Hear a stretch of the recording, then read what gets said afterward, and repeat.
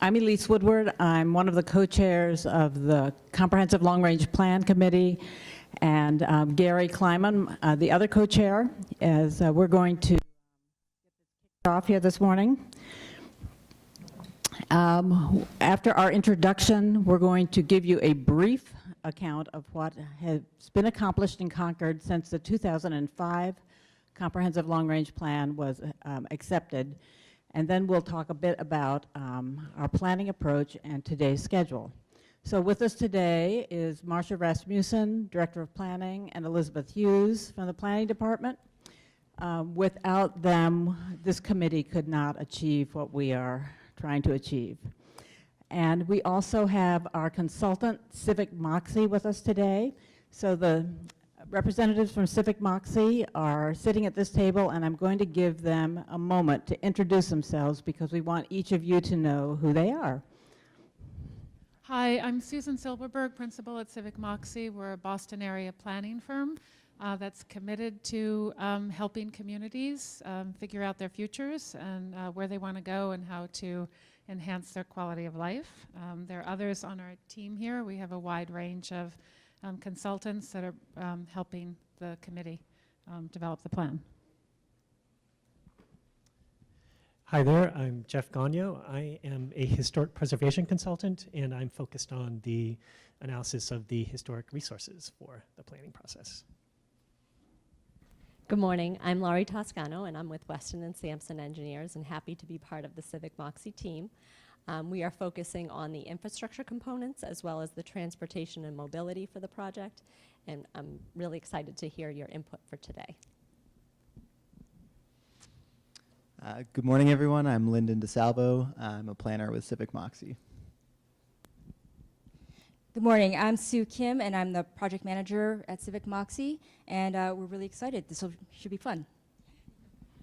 We have a few other members of the team who couldn't be with us this morning. Carl Seidman, who's an economic development consultant, who's looking at the health of the town centers here in Concord and economic development and vitality. And we also have Jennifer Goldson, who's looking at housing, and she also prepared the 2015 housing production plan for the town. So she's on board doing that. Thanks. Thanks. So as you can see, Civic Moxie is a multidisciplinary group, and we're delighted to be working with them. Also this morning are the members of the Comprehensive Long Range Plan, neighbors and friends and citizens that you probably know. This is who we are. We meet every other Friday morning at 8 o'clock at 101 Keyes Road. We have an open meeting, and you each are welcome to join us at that time. So we've been collecting a lot of information from many different sources. And as you will hear this morning, we are at a critical point in the process. We have been data gathering over the past year as the committee has met actively. And we've been collecting information from a wide variety of individuals, groups, and committees. And as we've collected this data and resources, we are now in the point of moving to analysis. So we're going to begin to analyze the data that we have been collecting, and we're going to you'll be hearing a bit about that in a few minutes. Before we begin that description of the process, though, I want to acknowledge that some members of the community have had some concerns about the specific sources of data, that, and they brought these concerns to our attention. So I want to assure you that from the committee's point of view, we're looking at all of this data with open eyes.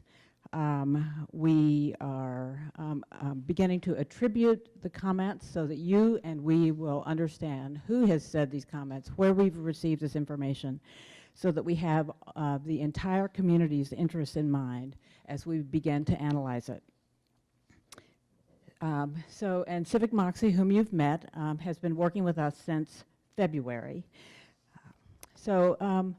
The framework of this comprehensive long-range plan is a bit different from past frameworks. We have agreed to use the American Planning Association framework for comprehensive long-range plans. This is the brochure that describes the 6 principles two processes and two attributes. And Gary's going to give you a quick overview of these principles and how we intend to use them. Okay. Thanks very much, Elise. Can everyone hear me? Let me just tweak this a little bit. Yeah, it's wonderful to be here this morning, and I'm glad to see so many people who've come out. I hope a few more people will be trickling in, but I can understand where there's competition for your valuable time this morning, so I do want to encourage everybody, as soon as we are concluded at noon, I hope you will all rush right over to West Concord Day, which is going on right now, and some of the vendors and retailers there are offering free lunch until 2 p.m. So hopefully you'll all get over there. And as well, I know the town is sponsoring an open house at the new bus facility from 11 to 1. So maybe you can quickly jump to the open house at the bus facility and then get your free lunch still before 2 at West Concord Day and support our retailers. So again, thanks for coming out. As Elise mentioned, I'm very excited about co-chairing this process because in particular, the selection of this framework and approach, the American Planning Association's principles, and the processes and attributes of a long-range plan.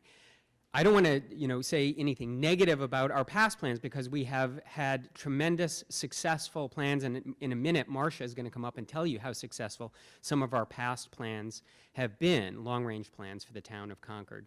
We have a, tremendous successful history of long-range planning. However, we're Concordians, we have high standards. We think we can do better. So we have embraced the American Planning Association's framework because we think it will add a certain richness to our planning process. And it is different, as Elise mentioned, and I want to describe a couple of important differences. First, with respect to the principles. You'll see the actual principles in action in a few slides and a little bit later, but what does it mean? What are the implications of these principles? One, no laundry lists. This is not like your normal plan where it's like everybody throws in their wish list. Well, I want a sidewalk here. I want, a park here. I want to have, the school redone. And we just tally up what the cost is and figure out which are the priorities and what we can do. That's a fine approach to planning, but it's not necessarily achievable in the modern context. We have, complex problems now. We have a scarcity of resources. We have to prioritize. We have to make choices. We have to identify optimal solutions. We have to more and more look at all of the critical issues that are identified holistically and identify which are projects that would support livability, sustainability, economic resilience, health, equity, and in agreement with our surrounding towns simultaneously. These are shortcuts, short descriptions for the 6 principles. So we have to start looking across sectors, across departmental functions, and identifying optimal solutions. So this requires systems thinking, not siloed thinking. We can't just look at the Parks and Recreation goals and objectives and again, refer to our laundry list and say which projects should be prioritized. Rather, we have to be looking at integrated actions that meet all of the town needs.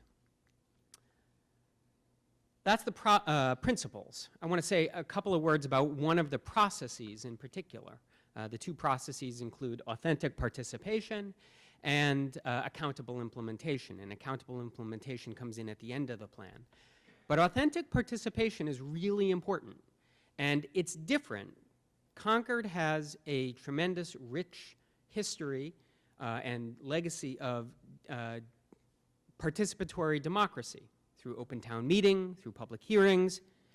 We are not abandoning that. We are fully embracing our tradition of civic engagement. But authentic participation requires a bit more. It means being proactive. It means going out and seeking those voices that are not included in our rich participatory democracy process. Not everybody comes to town meeting. Not everybody comes to public hearings. Yet their voices are important. If we want to develop a plan for Concord that works for everybody, we have to go out and get those voices. So yes, we have held focus groups with certain groups. We have as Elise showed, we have sent out different types of surveys. We have encouraged all voices to comment at our website, envisionconcord.org. We are seeking as much input as we can get from as many different constituencies as we can find. What we do with that has not been decided yet, has not been determined. We are not replacing the existing process of participatory democracy. We plan on holding a public hearing November 16th. We hope all of you will come, and we'll encourage everybody, including busy working mothers, busy soccer coaches, various clubs and organizations. We want to get everybody out there so that we can hear what you have to say about what you're going to see today. We're hoping more people would be here today. We have a great crowd already, but the more people we can get into this process, the better. So authentic participation is really important.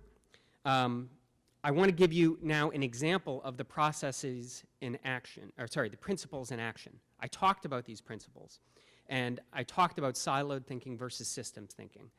I just want to start off by giving you one example of how this plan might look different than, say, past plans before I hand off to Marcia. An example, I thought this was a great idea. I don't know. This is, not set in stone. We're just, somebody threw out an idea. I'm a new mother, and, I'd love to have a pocket park in my neighborhood where I can take, a toddler. Everybody likes that concept. It's sort of like motherhood and apple pie, right? Motherhood and playgrounds. Sure. Wouldn't it be great if we had a small pocket park with a play structure within a 5-minute walk of everybody?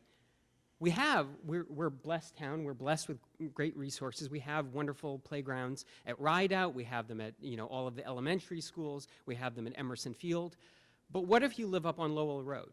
Well, are you really going to, walk your baby in a stroller or your toddler all the way down to Emerson Field? Wouldn't it be great if there was a small play structure up there? What if you live in Conantum? What if you live out Lawsbrook Road? So we don't all have equal, equitable access to these things without hopping in a car. Sustainability, you think about these things, and it makes sense. The siloed approach to this would have been, we go out, put together a plan with a GIS study. How many neighborhoods are we talking about? Well, maybe we need to purchase 6 or 10, different parcels around town, finance it from taxes or their Parks and Recreation budget to the tune of $1 million a piece, and you have to tear down a structure, you got to put a new structure in place. All right, that's the siloed approach. Where are we today in 2017? Things are more complex, as I mentioned, scarcity resources. We have to look at improved livability, sustainability, economic resilience, health, and equity simultaneously. So if we're thinking about a multi-use town parcel acquisition, why not use it to solve multiple goals simultaneously? A playground could be in one corner of this little park, but what if we use it for mini grids and distributed power storage and control with the smart meters that Concord Light Plant is thinking about putting into people's houses? Well, that would give us a huge benefit from the in terms of our sustainability goals and our electric utility goals. Historic landmarks, right? We know a lot about the history of the village centers. We know a lot about the history of, historic downtown Concord. What about Conantum, how that was developed? What about the Pail Factory in West Concord? What if we could use this same parcel to enrich visitors to our town and the people who live there about the history of their unique locations? What if we were to pop up a little tiny house in the corner of each parcel? We could start addressing some of our affordable housing goals. What if we were to use the edge or the frontage of this parcel for a public transit hub? Maybe charging stations for autonomous electric vehicles that are going to control our future. There's a dozen different ways that we can use these parcels, and then all of a sudden this cost is borne by maybe 10 departments' budgets rather than just the poor Parks and Recreation. Maybe financing this as part of our tax burden makes sense if we can justify achieving multiple goals simultaneously. So that's just an example of what the old approach versus the APA approach can mean for our town. We hope you appreciate that it offers advantages as well, but we're here to talk about that today, and we'll get into that in a few minutes as soon as Marcia describes some of our past plans and how successful they have been. Thank you. Good morning, everyone. Thank you for coming out this morning. When working on the 2005 plan, I went back to the 1950s, and it was interesting to read that there were about 3 to 5 people who wrote that plan. There probably wasn't a public process at that point in time. I don't think it was adopted by the town, but the zoning was put in place and certain other things took place. I started working for the town in 1986. The 1987 plan was in process. I don't think that they had a large outreach. Planning at that time was more, let's separate uses and put this over here and that over there, and it wasn't fully integrated. I was there for 1987 to 2005. I think we had 4 or 5 different workshops. We only had 20 people, sometimes 30 people. So I think there's been a great deal more outreach involved in this process, and very specified and trying to reach people that don't normally participate or don't have that opportunity. In 2005, there were 3 themes that came out of the plan. And I've talked to people in the past saying, well, there were 330 action items that came out of that plan, and we got maybe a third of them accomplished, a third of them were underway, and a third were no longer valid. But when I was going back through the plan, I thought, well, let's focus on those themes. Protecting Concord's assets and character, enhance our quality of life, and balance the town needs with the ability to pay. So I went through all of my slides to say, okay, what projects might typify these things? Protecting Concord's assets and characters, and they had outlined 9 different elements here. So I found examples of what that might look like. Starting at the top on the left is Barrett's Mill Farm. That typifies the preserving agricultural uses and our vistas. The center picture is of the Northeast Correctional Center. In 2005 or just before then, the state was selling off large chunks of its land, and they had targeted the prison farm. After the plan came out, they said, well, we need to do something about the prison farm, either protect it or identify how the town would want to see it used. What happened is the land, a majority of the land was placed under Article 97, which means it's permanently protected open space. The Warner's Pond Dam is focusing on infrastructure, how we can preserve our infrastructure, as well as preserving the pond. The West Concord Master Plan was talking about protecting our village centers and supporting economic viability.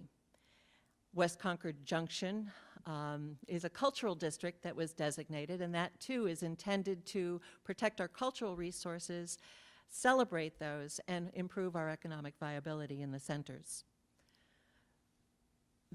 The next slide is the Thoreau Birth House. We were able to preserve the birth house, and it also has a wing or addition added that has a sustainable bathroom facility. It has an elevator that can take people up to the 2nd floor so that they can see the room in which Henry David Thoreau was born in. And it is part of a piece of land that was acquired by the town in 1998, but that now is shared with Gaining Ground. So Gaining Ground is growing food sustainably and giving that food to food banks in the area. And then the final picture is the West Concord Depot, which, again, we're protecting our historic resources. So to enhance the quality of life, we have increased our housing options, address the tear down of smaller homes, expand our local historic districts, develop town-owned open space for mixed housing, have adequate parking facilities, implement traffic calming measures, address transportation issues, provide a full range of quality services, and welcome our visitors. And to accomplish that, we've looked at different ways of development. We have Concord Riverwalk on the far left upper picture. We have Celebrating Ag Day in Concord Center is in the middle. The photo on the top right is of our recreational facilities here at Concord Carlisle High School site. The parking study, parking management plan that was done in 2012 and is serving to guide us has said we have enough parking, we need to manage it better. We're not utilizing everything. Even on our busiest day, which is a Thursday in our retail centers, only 65% of the spaces are being used. Optimizing your parking, you have 85 to 90% being used. So looking at that and trying to figure out how to manage things better or differently is an important task that I've been dealing with a lot lately. Bruce Freeman Rail Trail is finally under construction, going to give, it's opening up some new areas of town to some beautiful locations, and it's fully accessible for all. And then recently we had the Healthy Concord process engaged by the Board of Health, looking and having a dialogue about what are the services that we need to support our community. We saw that both the school-age children and our older adult population needed some focus and some attention, and so they're continuing implementation of various ideas that came out of that process. And then traffic calming, making our streets safer for pedestrians. This is the bump out in front of Concord Academy. So balancing how the town's needs with our ability to pay has been also an idea that we've been pursuing. And pursuing a balanced tax burden so residents can stay in town, adopting the Community Preservation Act, which was done, utilizing public-private partnerships, maintain or expand modestly the town's commercial tax base, invest in longer-range capital investments, update fees and fines, and prioritize projects with a focus on core projects. So those examples, the recent acquisition of October Farm was a public-private partnership. The town, the Concord Land Trust, the town also sought state funds to acquire that, and then the water department. So it was 4 different agencies working together, or groups working together to acquire that beautiful piece of land with about over a mile of frontage on the Concord River. The Barrett Farmhouse is also important. It took a private entity to come along. They sought CPA funds and raised funds to restore that property and then to turn it over to the national park so that we have this historic structure that's now incorporated into the park. The top right picture, I think, is Brookside Development. That was an older site off of Beharrell Street that has been completely renovated and now hopefully will extend into the Concord commuter parking lot over there, but is combining residential and commercial space.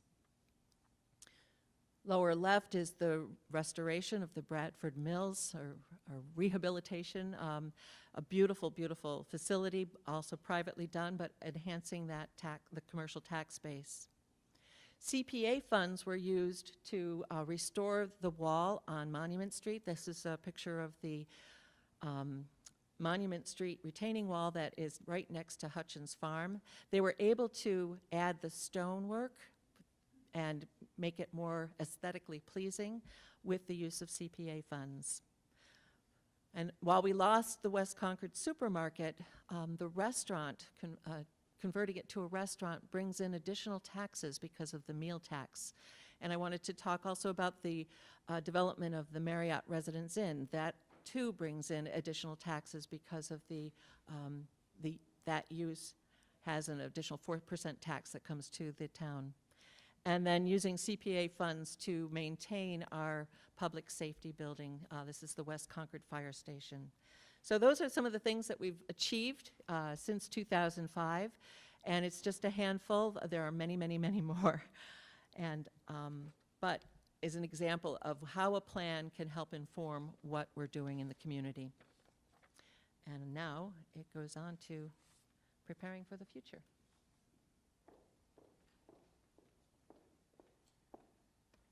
Good morning, everybody. I would just want to take you through a little bit about the approach and the schedule for this project before we get into some of our existing condition findings. Our task was to help the committee and the town help prepare for the future in the best possible way. We are gathering input from diversity of voices. As Gary talked about authentic participation, it's one of our specialties at the firm, is really doing broad outreach to get those people who don't necessarily have the time or can't come to meetings. We also acknowledge that change is happening and nobody likes change. We would not have a job as planners, really, if people liked change. But it's going to happen, whether we want it to or not. And we see that the best way to manage change is to be proactive about it instead of waiting to be reactive. Yesterday we had tables in Concord Center and West Concord all day. Committee members were there, members of our team were there, and we were talking to people, giving them information, getting input. And a business owner in West Concord said, you know, if you don't embrace change, it's going to run right over you. And I think it was a kind of a good sum up of that. What we also know is that the town has very high standards and high priorities. And so we are looking at planning on how to achieve as much as possible in the context of the town's fiscal health, trends, and expectations from all of you. And that this focus is looking at exploring and delving into what at times can be competing priorities with a systems approach to see if we can't have mutual beneficial solutions for everybody. And that really is kind of the challenge and joy of this project. And that we're really looking at how do we maintain or increase level of services expected and quality of life. So all of the things that are near and dear to you, how do those continue on? I just want to step back. We've been thinking a lot about this. Henry James once said Concord was the biggest little place in America. And we've been thinking a lot about what does it mean to be big for the town today? What would that mean in 2017, in 2030? And really thinking about how to use this long-range planning process to explore differences of opinion, differing priorities, and meet the future head-on in a really big way. It doesn't mean a disruptive way. It means really thinking creatively and collaboratively about how to achieve the big things that Concord wants. And that's really been kind of an overarching philosophy for us as we move forward. This plan is really governed by two things, and one is the state requirement that all comprehensive plans touch on these 8 topics. And we've had a lot of feedback.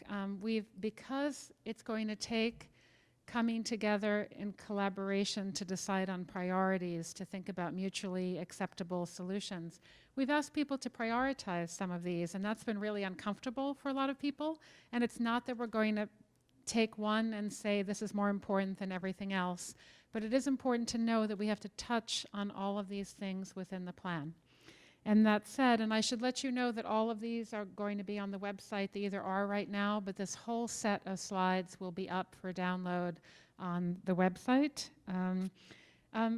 It also means that we're looking at the APA Comprehensive Plan guidelines. And this kind of the best possible practices for comprehensive planning and thinking about kind of sustainable communities, we're looking at these 6 guidelines or principles: a livable built environment, harmony with nature, resilient economy, interwoven equity, healthy community, and responsible regionalism.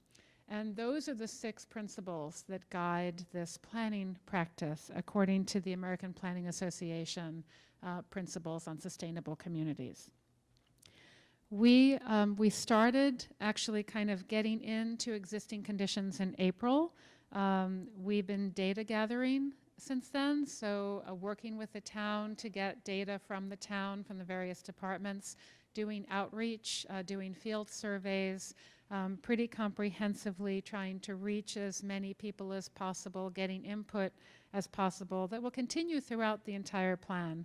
And we're moving now into analysis, thinking about what does all of this mean? And this is a really important time to get feedback from everyone.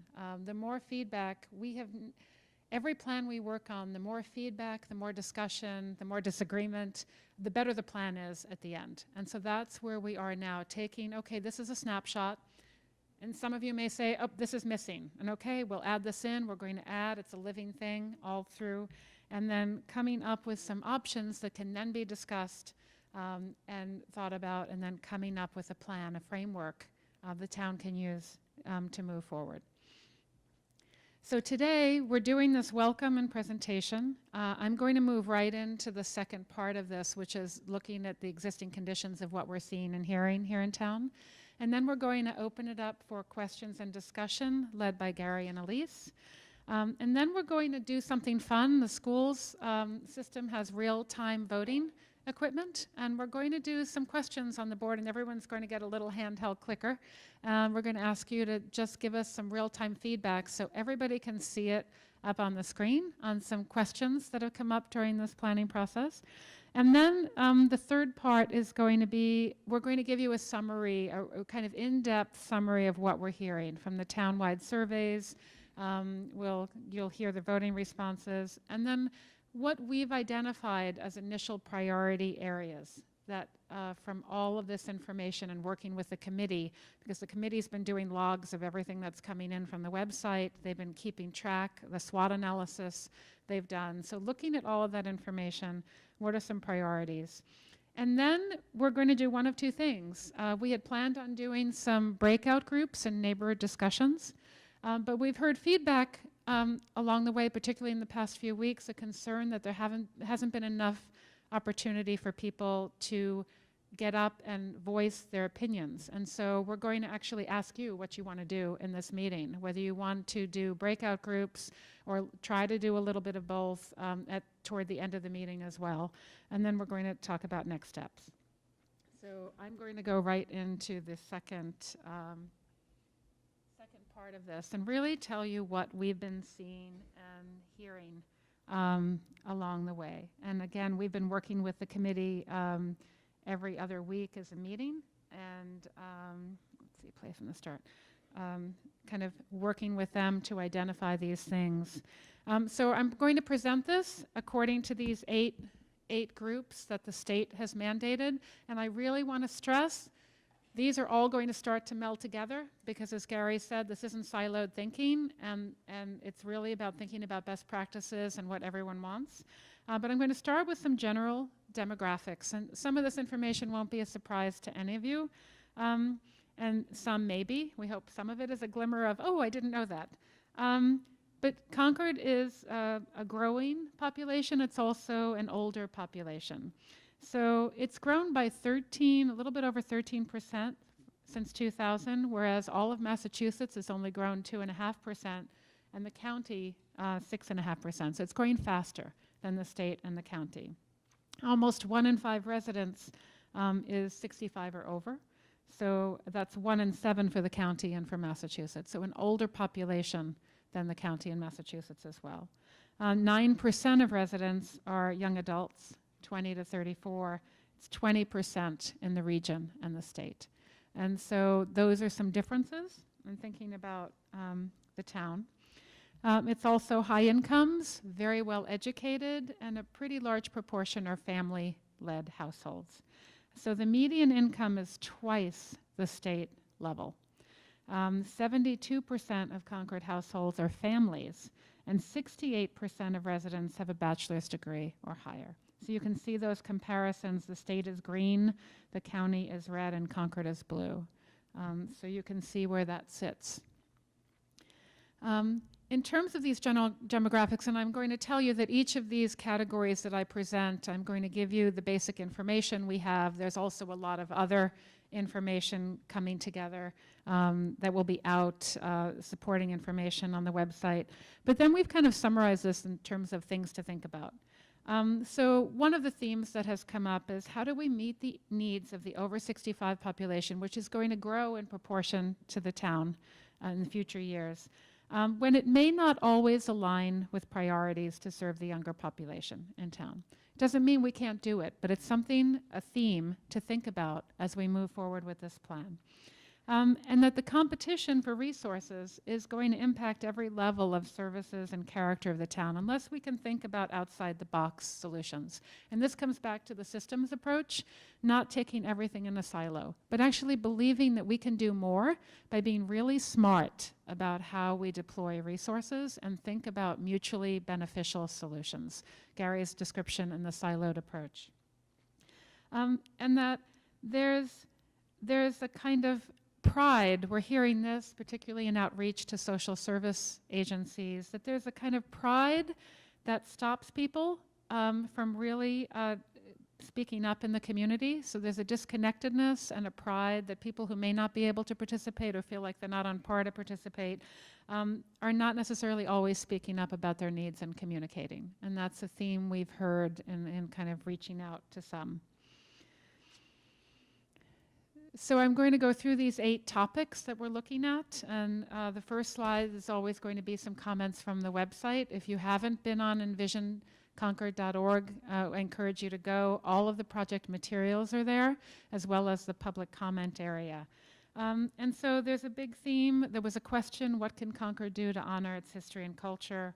It's about events, it's about arts. A lot of things have come up on that website.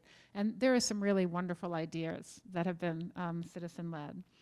We know that you have significant resources. That's not a surprise to you. Whether it's historic and cultural, literary, the arts, theater, there are a lot of things that are going on here. And historic resources as well. Jeff on our team, this is his specialty, has been spent time reaching out to organizations and to advocates. But the Historical Commission's state database has 1,925 resource records for this town. That is a lot. And of those, 136 are multi-building areas, and the rest are single buildings. There are 3 historic districts, 24 other sites on the National Register, including 6 National Historic Landmarks, 6 local historic districts. You have the 2016 Demolition Review bylaw that covers buildings outside of the local historic districts. And what this all says is that you have a much higher percentage. There's a high percentage of Concord's buildings that are listed or surveyed or protected in some way. Clearly, this is important here in the town. Things to think about that have been identified thus far. How do we balance local priorities with Concord as a regional national historic resource, right? So it's both local and what's really important. You live here. This is really important, what you want.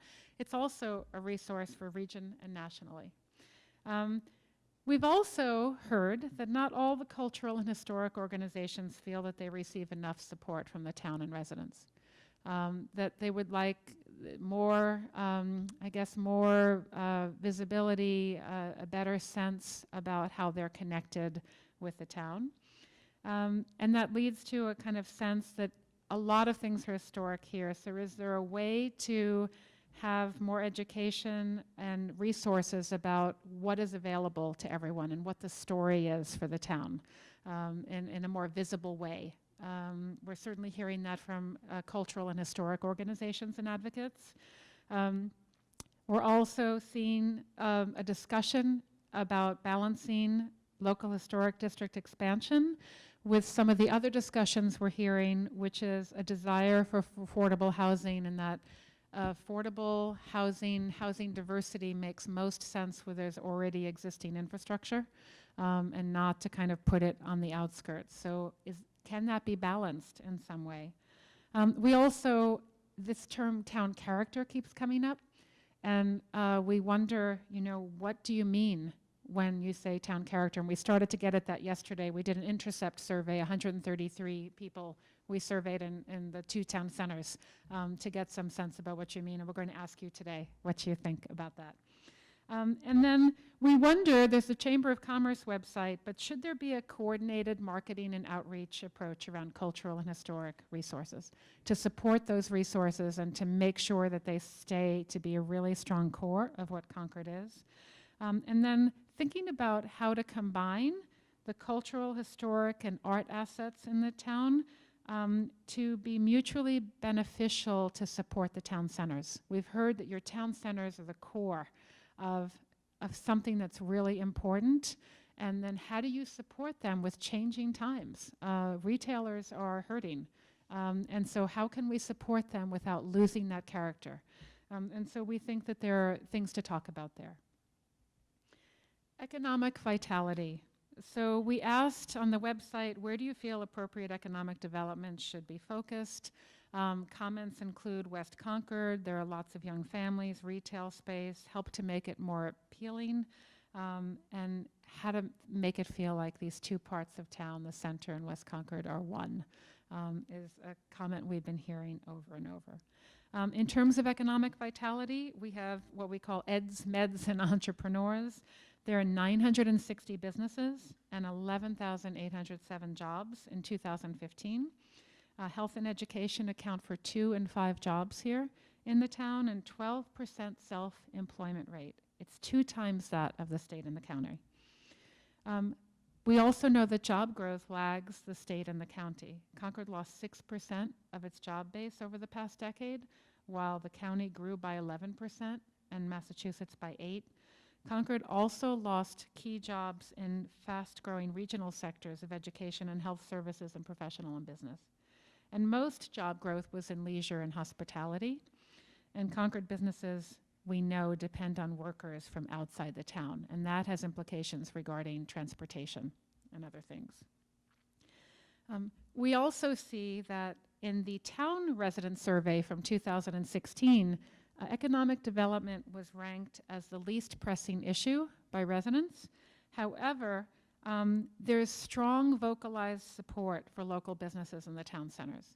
And so what we see is a little bit of a disconnect, that economic vitality is very much tied to the town centers, and we think that's worth exploring a bit. We also, wonder if you want to add new economic uses, what would they be and how would they be appropriate for the town? Co-working spaces to support the high percentage of self-employed here in the town, to create centers where neighbors can come together. Is it mixed-use spaces to support more housing and small-scaled retail so you can keep that small character? Arts, culture, and entertainment, which we think the arts community is a bit hidden here and really a gem. Agriculture and food. One of the single defining characteristics of this town are your farms and agriculture. And so how can you really support that in ways that are sustainable in the long run? And that's everything from affordable housing for farmers to just to make it more of a kind of ecosystem here, to how do you really support the food industry? And then perhaps business incubator or tech on the small scale. We don't think you're looking at kind of major office construction here in the town. You may tell us differently, but we're looking at kind of small scale. So things to think about. Do you want to grow your economic base? How and where do you want to do it? And can you solve some of the other challenges you have while you do it? How do you sustain success on the 2 commercial centers that are so critical to how you define town character in changing economic times? And we do believe that economic vitality is about healthy commercial centers. It's what defines you. You don't want to compete. You're not going to be Route 128. We're not looking at big companies and major developments. How do you make it sustainable that's true to what Concord is? That's kind of a defining thing to think about. And we think that arts and crafts and culture are overlooked here, and how can that be a part of that question? We also think that there's a lack of clear organization and coordination around strong district commercial marketing for the businesses, and also around tourism. And we've heard varied things about whether you really want increased tourism. And we think with the quality of the resources here, that there's actually a way to think about how do you control kind of what your outreach is and what your message is to define the character of the town. And then how could that strong base really contribute to your quality of life? It's not about somehow detracting from it, but how does it support everything that you love? Housing. So we asked, what kind of housing options would you like to see in your community? And what we've heard is a big emphasis. Our first meeting in May, the key topic when we asked people to choose was affordable housing. And we've dug in a little bit on that. And what we really are hearing are housing choices. How do we allow people who've been in Concord, raised their families in Concord, to stay here? And then how do they continue? How do young families stay? How do people who grew up in Concord afford to stay? And so you have 7,000 total housing units. 77% is single family. There are about 40, I think it's 140 actually. Sorry, there's a typo here. Accessory units, which means garages or some other unit on properties that's been converted. 12% are 2 to 9 unit, and then 11% are more than 10. And then senior housing, you have this list of assisted living, 55 plus communities, Concord Housing Authority.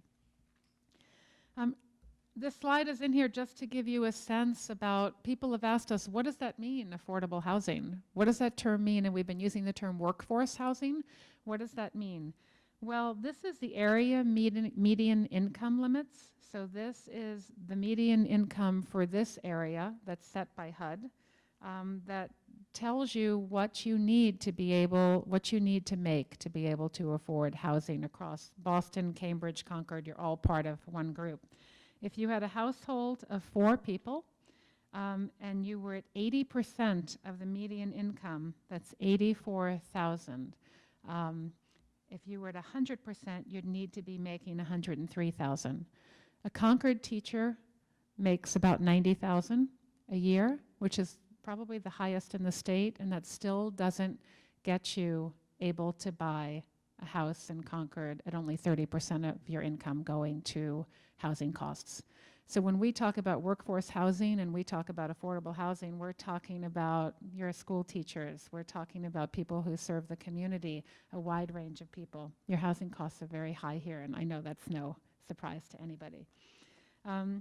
So this key strategy is still in progress from the 2015 housing production plan, strengthening the accessory apartment bylaw so that we can have these other housing choices, strengthening gross floor area bylaw to encourage and preserve the smaller homes, establishing neighborhood conservation districts, encouraging mixed-use multifamily redevelopment in appropriate areas, considering adoption of the natural resources protection zoning and allowing co-housing, and creating affordable assisted living units at Junction Village. So our question really is, where are opportunities for housing? Is it multifamily housing? Is it other kinds of choices? In the housing production plan from 2015, there are 4 sites that were identified. Not all the parcels are town-owned land, and much of it also overlaps with potential economic development sites. And so we need to think about that moving on. Again, mutually beneficial solutions where appropriate. So things to think about. Development of mixed-use multifamily housing near commercial centers would need use and dimension zoning modification if that was what the town decided to do. The demolition review bylaw, we wonder, is it effective at preventing tear downs? And if not, what are some other solutions? Do we amend dimensional provisions to limit the mansionization restriction? Do we change those because they're not restrictive enough? Now kind of seeing how that's playing out. Is there a way to adopt the natural resources protection zoning? And that is something that was recommended in the housing production plan that allows for affordable housing and thinking about open space preservation as priorities.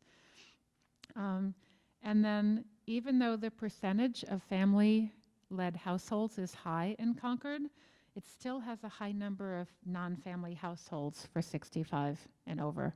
And so there are over 1,000 units of 1,000 households identified in the last census that are 65 or over. So what does that mean in terms of kind of long-term planning? And then, do we encourage accessory units in non-town center neighborhoods if they still need support, transportation shuttles, making sure that everyone feels connected as they grow older? And how do we create a better match between housing availability and need here in the town? And we're certainly hearing that from seniors. Land use. I'm going to speed up a little bit. I'm sorry, there's a lot of information. This will all be on the website. People have talked about, you know, what they would like to see on land within the town. Although almost 95% of the town is zoned residential, in fact, well under 50% of the land is actually used for residential, and 59% of the land of public and private owned open space in the town. So 59% right now is public or private owned open space. 39% of it is protected. And that's from the 2015 Concord Open Space and Recreation Plan. So it's important to know, this was a kind of tough one to pull apart for our team. The areas used or considered open space are sometimes categorized as other uses on the same parcel. So considering some school properties, for instance, as open space, they actually have a different use. And so this is something we need to continue to delve in more deeply, kind of what you consider to be open space and what actually is, and what those approaches might be moving forward. The things to think about here, there are a lot of competing priorities for uses for underdeveloped and vacant land that isn't conserved. Increased housing types, you see the chart on the right, wildlife protection, tax revenue, open space conservation, agricultural uses, climate resilience, updating infrastructure, thinking about ecosystem services, improved public facilities. So what are the priorities? Those need to be explored in this plan. And can we meet kind of multiple goals?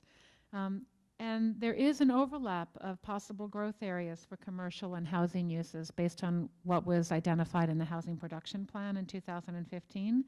Would the town have an appetite for significant, more than 2 or 3 stories, mixed-use development near the centers? And I see shaking heads, so it's a question. And we want feedback. We don't decide what this is, but and what would that have to look like to be acceptable? You know, is it okay to do 4 stories? You don't want any of that? Where could that be?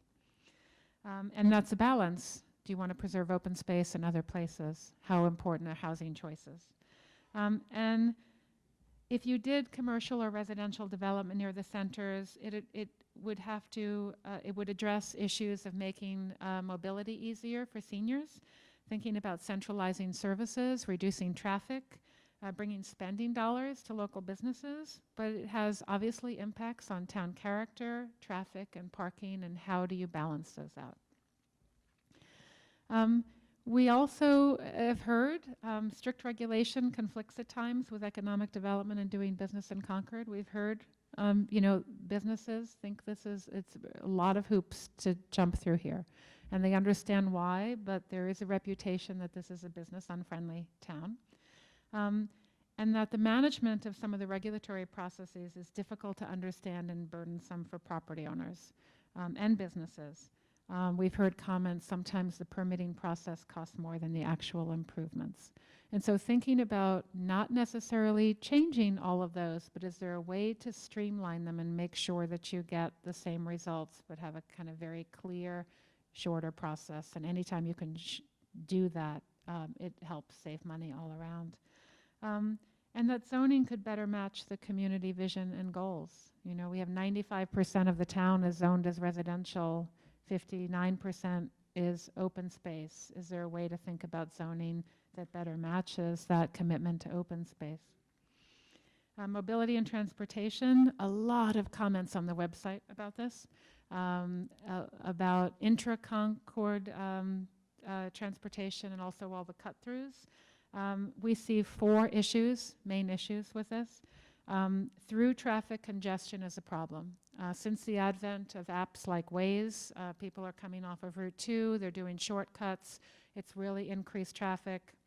It hasn't really been all increase in population.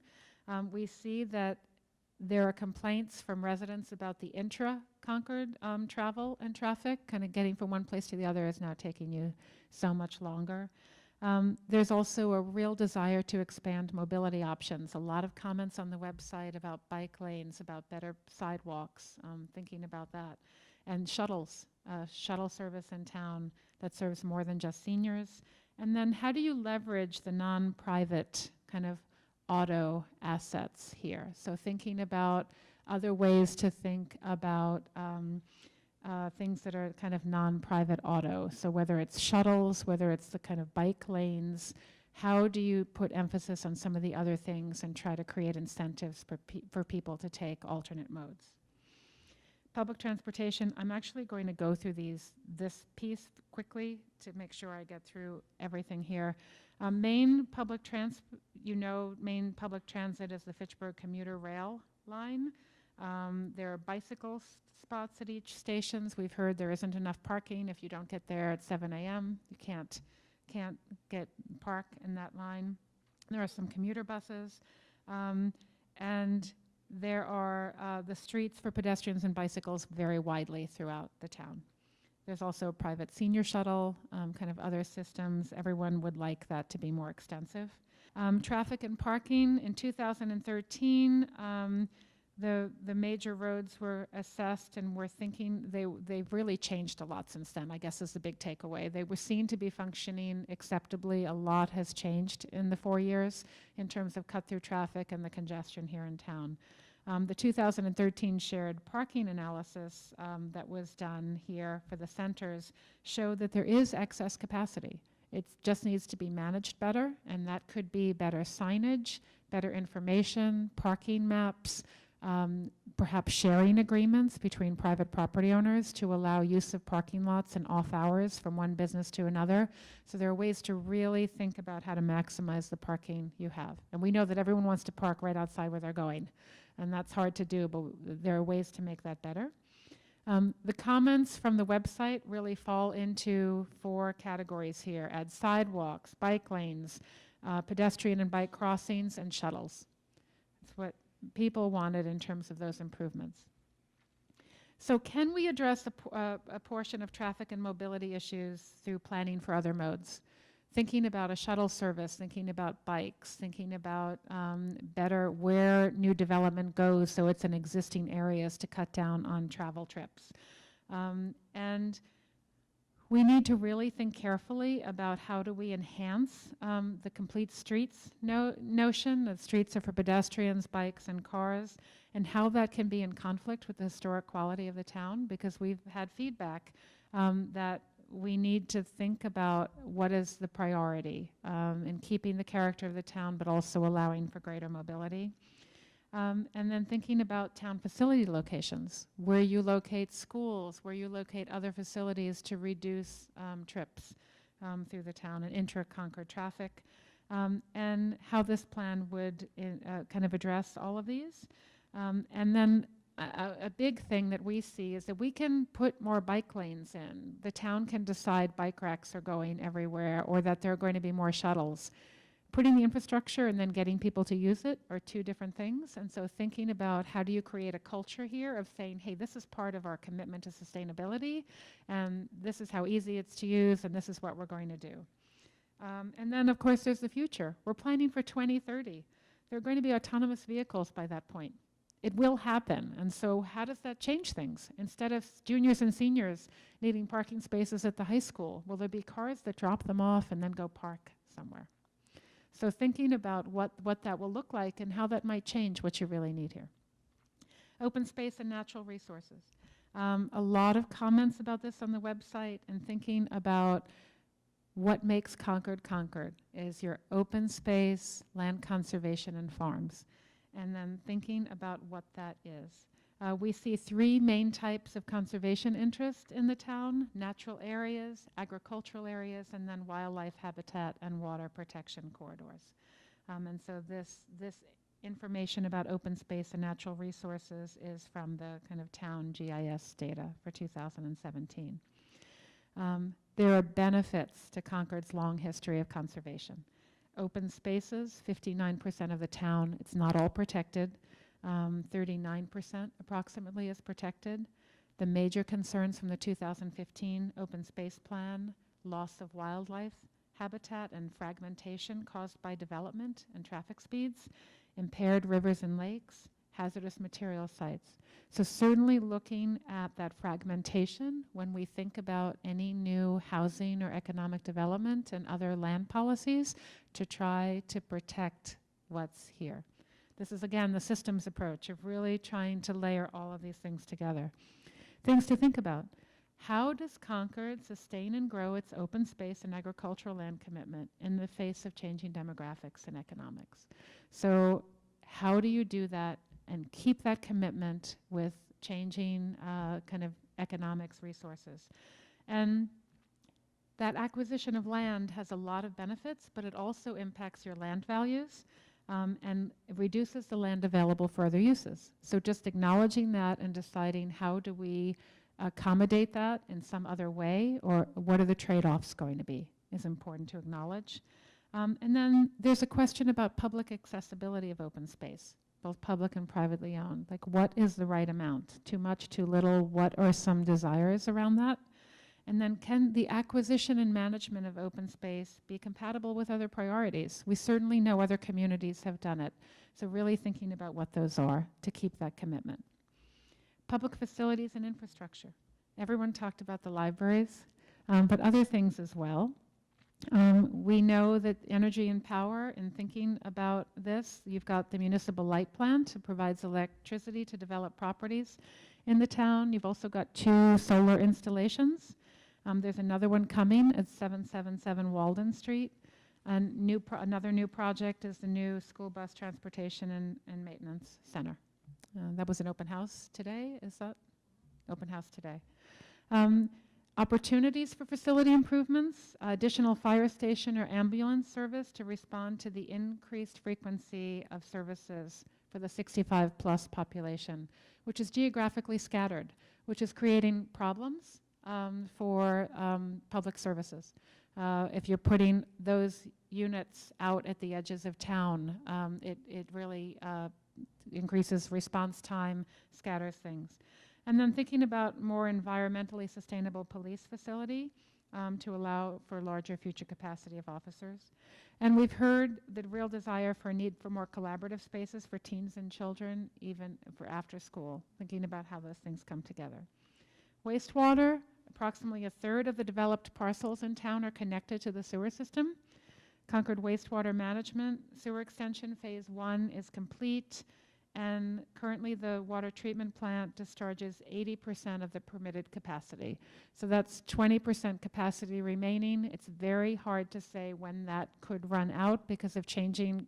Concord's been very good about water conservation and other technologies, so it's kind of hard to say. That's kind of a moving target. And 95% of developed parcels are connected to the centralized drinking water. So thinking about the capacity is going to be important as we look at growth and where that growth happens, but thinking about other things as well, the commitment to sustainability and how you can keep perhaps at that 80% as you even grow with better conservation and sustainability practices. Things to think about: current wastewater treatment constrains the location of new development. Water supply capacity is going to need to be examined once the plan priorities are developed, and new development of any type is limited by the accessibility to infrastructure, which of course impacts construction costs. And then we'll have to see how all of these decisions impact and look at that infrastructure for the future. And again, Concord's been very successful with water conservation. We're interested in how do we look at that success and what you did and how it applies to other goals in the plan. Like, what are those lessons learned of something done so well? We also reached out to social service agencies to make sure that those voices were included in the plan. What we've heard, financial assistance, social service, they're stretched quite thinly right now with increasing numbers of requests. That transportation and connectivity should be major consideration for locating housing, and that we're hearing that from those agencies as well as from public service and staff around police, fire, ambulance. Lack of transportation impacts all age groups, school-age children, families who need to get kids places after school, seniors. That the desire for diversity in the town has to be coordinated with services and infrastructure, and there need to be deeper conversations of what kind of diversity is desired and what commitments are required to make it a reality. And the aging population is going to require more resources in the future. Schools, it's not within the 8 categories, but it's a critical piece in Concord. We're looking at integrating those things about the schools that should be included. We're not looking at curriculum, obviously, in those school policies, but we have heard transportation and connectivity to and from and between schools is a high priority to look at those challenges, and that this need for more collaborative spaces after school and how to identify opportunities to share facilities is certainly within the plan's purview. It's a major reason we see people moving to Concord, and so how are the schools integrated into this plan? And then the middle school discussion. So what decisions might support objectives of the plan and vice versa? So really kind of keeping on top of that. Sustainability. Big commitment. That concept of sustainability overrides everything in the plan. So I want to stress this is one of these 8 topics required by the state. These topics have been in place for a long time. The committee and the town has adopted the APA principles for sustainable comprehensive plan processes. So this we see weaving through everything as kind of a set of criteria on the plan. And it's thinking about what is the town's commitment, and we see it as environmental sustainability, which is tied with equity and economic sustainability as well. Those 3 things are kind of the definition of the APA, the Planning Association's definition of sustainability. The goals here at the town are 25% reduction in greenhouse gas by 2020, 80% reduction by 2050. Some of the existing initiatives that you've done are on the left and on the right, and I'm not going to go through them because I want to make sure we have enough time. Things to think about. So the addition of these goals have both positive and negative fiscal impacts for the town. So thinking about how the plan can align the use of resources to make sure that multiple goals are reached, and that identifying what the financial impacts and new policies through multiple lenses. So not just looking at a cost directly, but saying this might cost more in the beginning, but we have better outcomes and kind of life cycle costs down the road. So really looking at the whole systems approach to understand and support these sustainability principles. And thinking about how the infrastructure of resiliency really supports a sustainable town vision. And we do believe the systems approach is critical here to make sure that that overlays everything. So that was a lot of information to absorb. I'm sorry. Don't know how else to do it. We could require you to come out every Saturday morning for 8 weeks. I don't think you'd be happy with us. But I'd like to have Gary and Elise take over. Yeah, thanks, Susan. I don't know if we intend to do formal Q&A right now, but I do want to make one point on this because, I feel really strongly we have worked very hard to get a lot of voices represented here. And hopefully this data gathering process you have seen as a result, the voices of the conservation sustainability voices in this town represented in this presentation.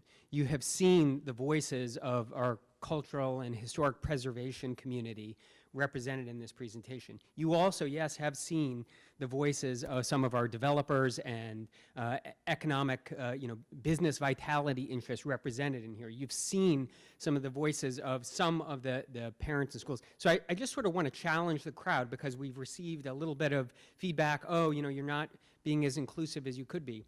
I want to know what voices are missing. I would like to know, from the group, if there are people who have not been represented in, the collected data that we have here, we really want to get that input into the plan. We've been working hard to try and get as much as we can in there. Hopefully we've captured it all, but if we haven't, we still want to get that input. There'll be opportunities, today, there'll be opportunities November 16th, we have a public hearing. So we are definitely trying to get as many voices included in this plan, and the database, the foundational data that we will use to begin our analysis as possible. So hopefully we've succeeded in that point. Elise, do you want to make another point, and then? I want to say thank you to Civic Moxie for integrating the data that we have been collecting and for making this presentation. And if you feel like you've been hit by a fire hose with information, you know, it's welcome to our world. So as much as we would like to move right on to feedback, I want to acknowledge we've been sitting for a long time. So I'd like to take a 7-minute break, which will give you a chance to get a cup of coffee or a snack, walk around, and then we're going to get going again in 7 minutes. Is that agreeable? I'm going to give you now a minute or two if there are any questions or comments on the presentation before we move into the third part.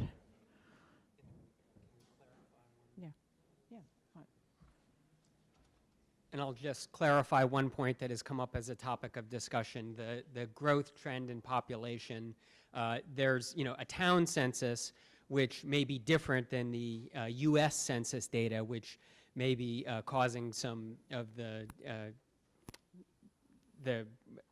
optics, yeah, the disconnect between growth or no growth in town, and it may largely be a function of MCI Concord population, which is now included in the US Census data, which was not in the 2000 data. So there may be other similar disconnects or areas that need to be clarified, which I'm certain that we will get to. So any questions about the presentation or other comments? All right, then we'll move right into part 3.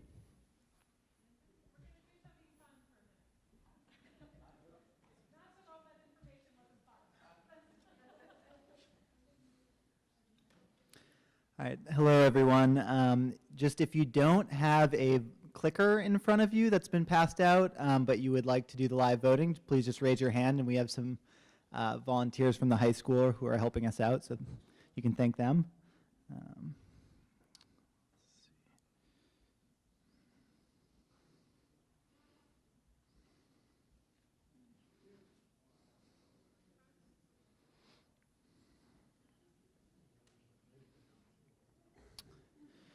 Okay, so I know these devices are foreign to you, so I'm just going to run through a few slides about how to use them, and then we'll do a test question just to make sure that everyone is up to speed.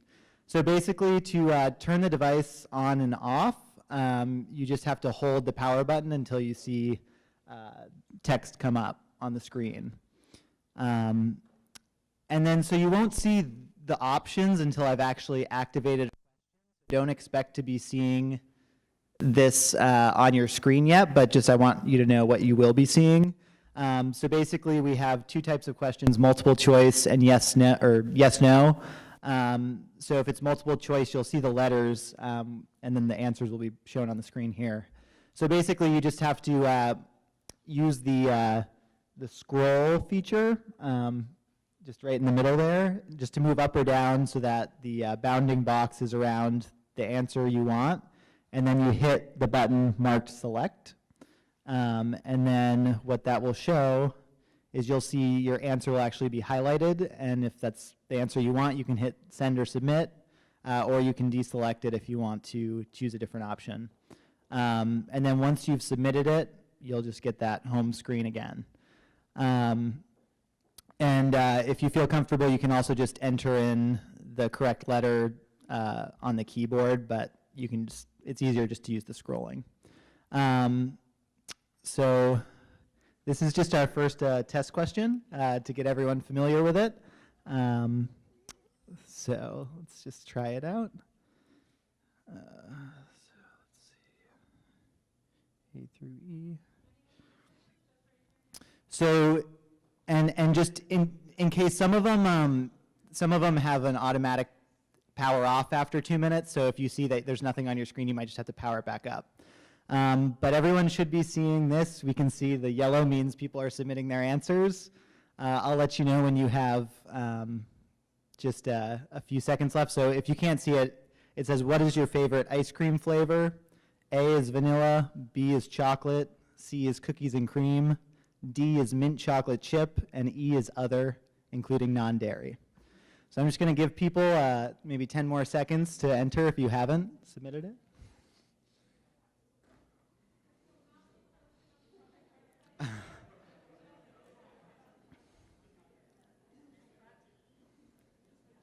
Okay, I'm going to close it up. Last chance if you want to get your ice cream flavor vote in. Great.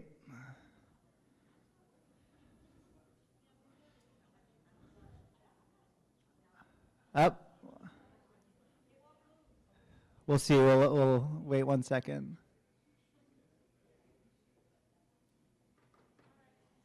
Okay. Closing it up. Okay, so wow, okay, D, mint chocolate chip is the winner among the people here. Chocolate is second, so, okay. So that's great. So we're actually just going to move into the questions now. So like I just did show you there, we'll show the real-time results, and also these results will be saved and posted on the project website afterwards. So the first question is, and I'm going to open it up, it's just a yes, no. Did you attend the May 31st kickoff event? We just want to see how many people here were actually at that first event. And again, just if you have any issues with it, just raise your hand and someone will come try to help. Yep, so just make sure once you have the selected answer, you hit the send key on the right.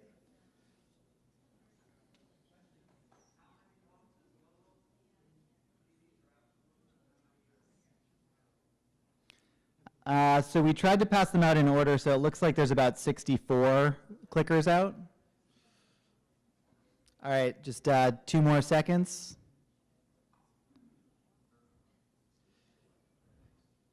And we're going to close it up.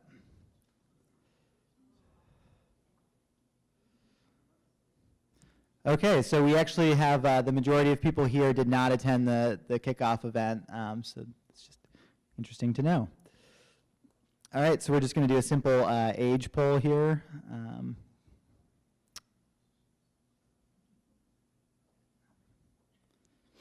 So how old are you? A is 18 years or younger, B is 19 to 34, C is 35 to 49, D is 50 to 64, and E is 65 and older. And this is all anonymous, so.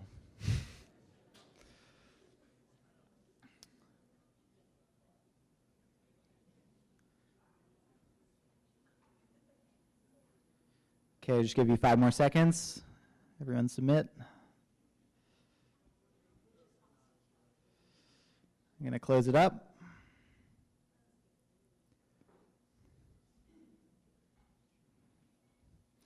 Okay, so a vast majority in the 50 to 64 category. Very few people here under 34 years old. Because some of the clickers that are out failed to vote.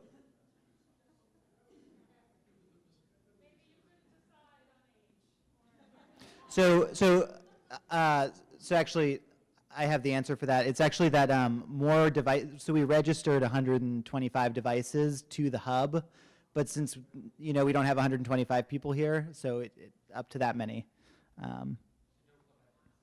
Right. We can look at actual percentage when we tally the data at the end. So the next question is, do you live in a historic district? And the answers are A, yes, B, no, C, don't know.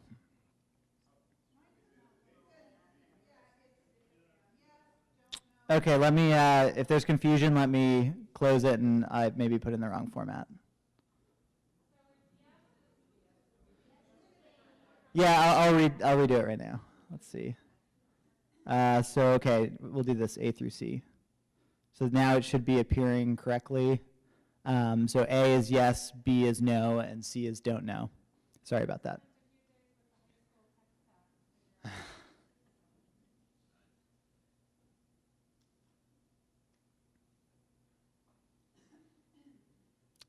And again, just make sure you hit the submit button. Just give people 5 more seconds.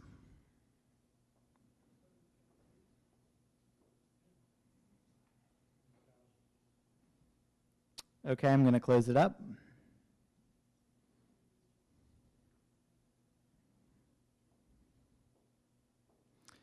Okay, so most people here do not live in a historic district, and actually about even number of people do and don't know that they do.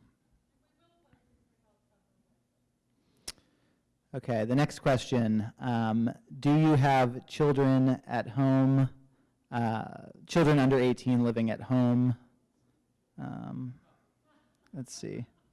And that's A, yes, or B, no.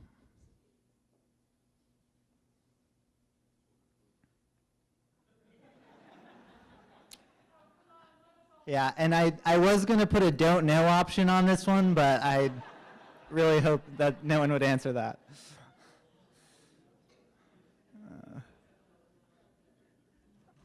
All right, so we're going to close it up.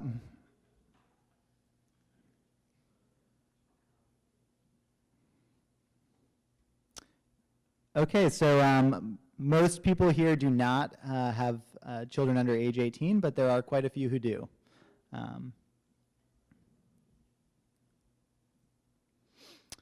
Okay, so the next question is, are you currently on a board or commission or committee in town? Answer A will be yes on one, B is yes on more than one, and C is no. Yeah. Yes, these are official boards or commissions or committees in town. Okay, answers are coming in a lot quicker now, so I think you guys all have the hang on this. So I'm going to close it up.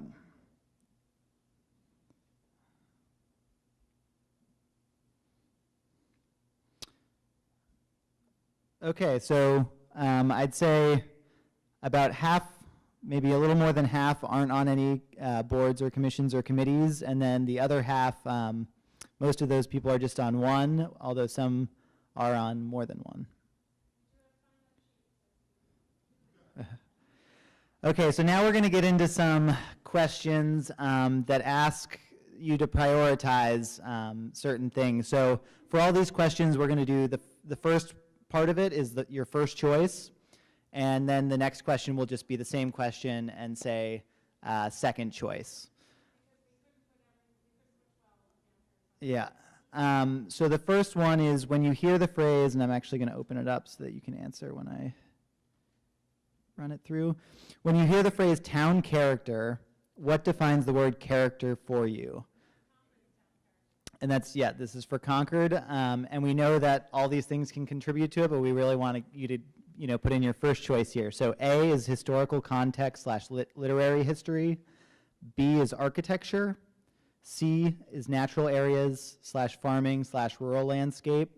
D is close-knit community. E is town centers, local shops. And F is upscale suburb. And we actually did ask this question yesterday during the Intercept survey too, so we have the results from that. Yep, so the next one you'll get to put your second choice. Correct, you only get 2 choices, yes. So just one at a time.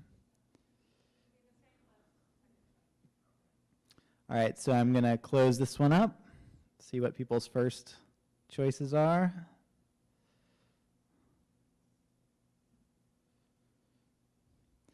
Okay, so natural areas, farming, rural landscape is pretty far and away the first choice here, and then followed by historical context / literary history, and then town centers and local shops. So we'll see with the second choice what kind of pattern that follows. All right, so now it's open for your second choice. Same question. I think, let me know if anyone needs me to repeat the answers if you can't see them. Huh? Okay.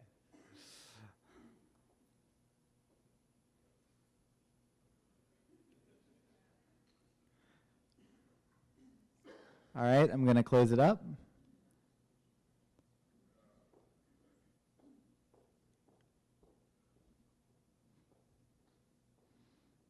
Okay, so we still have C as the front runner. So some people could have put that as their first and second choice. Others might have put that as just their second choice. So we see the same sort of answers at the top. So those are people's 1 and 2. Although now town centers and local shops is definitely has a higher percentage. All right, so now we're going to move on to the next question, which is, what do you consider important to sustainability in Concord? And again, we know it's difficult to choose just one, but we're going to ask for your first choice and then your second choice. So the A is open space / land conservation, ecosystem services. B is preservation of wetlands, adaptive resiliency. C is greenhouse gas emissions / carbon footprint. D is renewable / clean energy. E is alternative transportation. And F is long-term affordability, fiscal sustainability.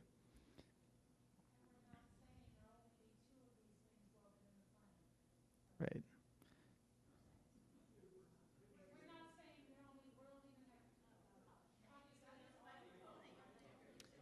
Oh, go ahead. Yeah. I just want to be clear that all of these things will be reflective in the plan. Just because we're making you pick doesn't mean that we're not considering all of them. So, Right. This is just an attempt to dig in a little more and see, you know, with some of these phrases, what people's kind of. in our outreach, just people have defined this in many different ways and talked about it in many different ways. So we just want to kind of take the temperature. All right. So I'm going to give you just a couple more seconds, then I'm going to close this up, and you'll get to do your second choice. So what do you consider important to sustainability in Concord? Okay, so pretty wide-ranging. We see open space land conservation and greenhouse gas emissions carbon footprint are the top two, followed closely by long-term affordability, fiscal sustainability. So then let's see what the second choice, is that, yeah.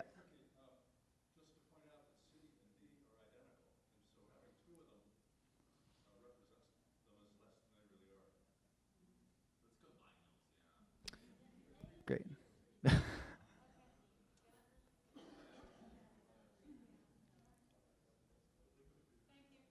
Yeah, thanks. Yeah, so there's definitely overlap and maybe, as you're pointing out, a little too close of overlap. So, all right, we'll still go with the second question just to get the results here. So same question, second choice.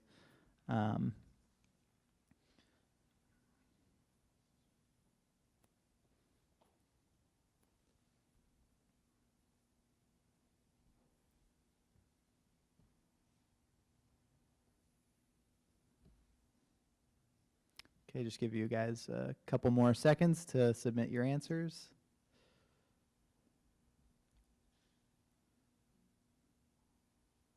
All right, I'm going to close it up.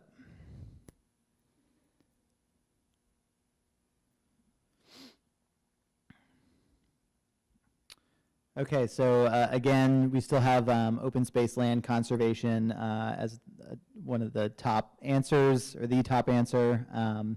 And similarly, C is also number 2 here. So moving on to the next one. So what do you consider important to economic vitality in Concord? And again, first choice, and then we'll ask the second choice. So A is goods and services useful to residents. B is job opportunities. C is healthy independent businesses. D, vibrant village centers. E, employment centers. F, attracting young residents.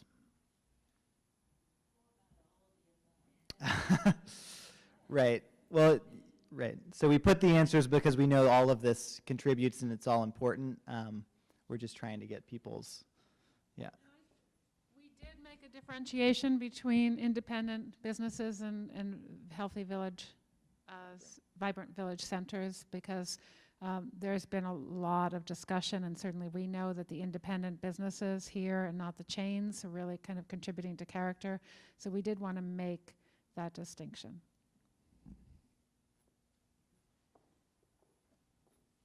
So just give people a few more seconds to submit their first choice.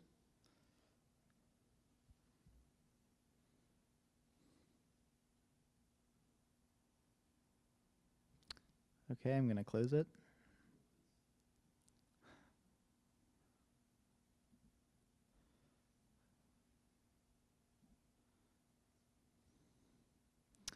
Okay, so the top choice of the audience here is D, vibrant village centers, followed by healthy independent businesses, and then goods and services useful to residents. So no one actually chose employment centers, and there were less people for attracting young residents and job opportunities. So we'll give people a chance now to do their second choice for this question.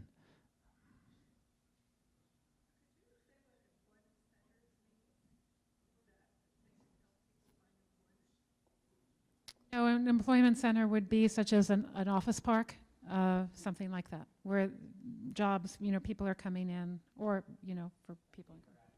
Yeah.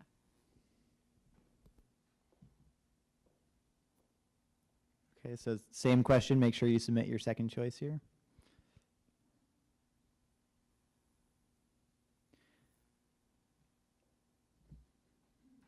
All right, I'm going to close it up.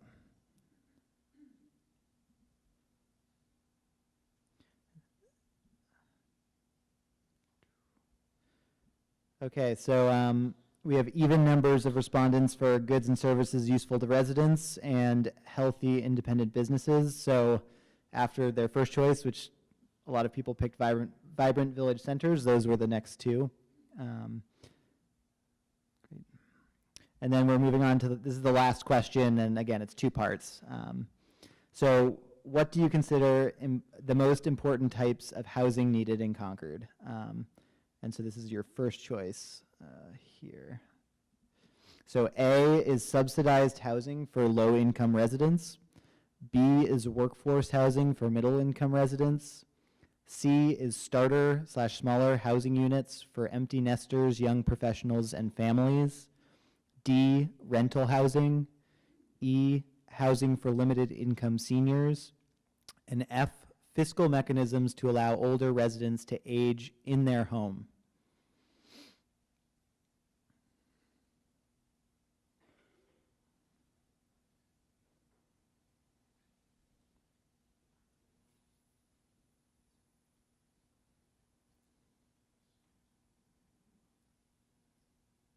Just give people 5 more seconds to submit their answers.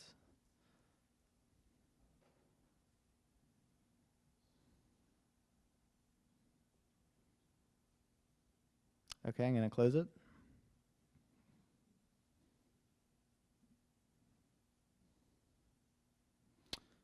Okay, so C is far and away the most popular vote. So that's starter, smaller housing units for empty nesters, young professionals, and families.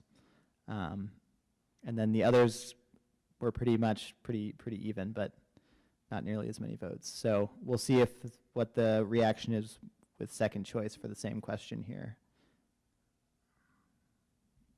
So again, what do you consider the most important types of housing needed in Concord? And this is your second choice.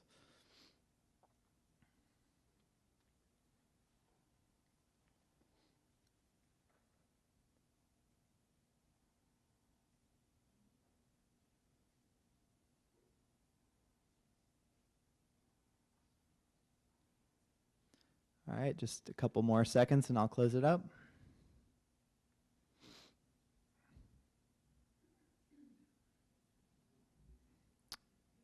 Okay.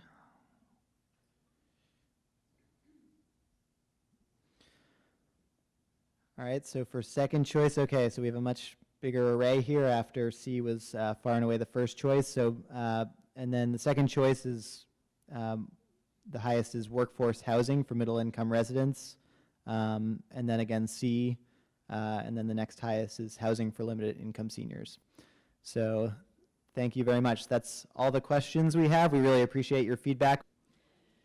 So what we want to do now, that was kind of a preface to thinking about some of the survey responses that we've gotten and emerging priority areas. So we wanted to fill you in on what our outreach has been and what we're hearing. The committee has been summarizing and cataloging all of the comments that come in from the website. They've been working on a SWOT analysis, the various planning principles for sustainable plans from the American Planning Association, and we've been doing other outreach methods as well. And so we want to give you the summary from the spring kickoff event that was here. We want to talk a little bit about the Envision Concord survey responses. That survey closed on Monday. Past townwide survey to look at how that fits with what's happened recently. A comment summary from the website, focus group and outreach summaries and what we're hearing, the summary of comments from the wall posters, and we don't have to do this because you just saw the voting on that. And then we want to talk a little bit about what we see as some emerging kind of systems approach ways to do this. And so the kickoff event summary, we had a kickoff event here on May 31st that involved what we called a World Cafe, where people came together at tables and shifted tables and talked about various series of questions. What makes Concord a great place to live and work? The three most popular responses were culture and history, open space, and education and schools. Question 2, what do you hope Concord will be in 10 years? The most popular responses were more housing options and affordability, a place to come back to for a lifetime, and improved transportation in around town. Question 3, what are your top 3 issues or challenges that we need to address in Concord? It was economic vitality, about income diversity and affordability for all residents. Culture and history, diversity of people also welcomed here, and sustainability, natural resources, energy, and water. Question 4, we asked everyone if this planning process highlights one guaranteed improvement, what would you recommend? And number 1 was affordable housing. It was about diversity in the town, and it was about multimodal transportation. And I want to say, I think this got a lot of people shook up. It wasn't that sustainability and open space weren't important, and people were certainly committed to that in the meeting. They felt that these 3 areas really needed the most improvement, that we were on the right track and other things, and those other things were important, but really concerned about focusing in on issues of allowing people to be here and continue to afford to live here. The townwide survey from 2016, there were 1,022 responses. It was put out by the town. 15% of Concord households responded. And it really said that the local issues with the highest priority in this survey were schools, town character, taxes, affordable housing, and then other things had less of a kind of a vote there within that. The ranking of the most pressing issues, what was most pressing was education and fiscal responsibility along with infrastructure. Land use, clean energy were all up there. So a lot of things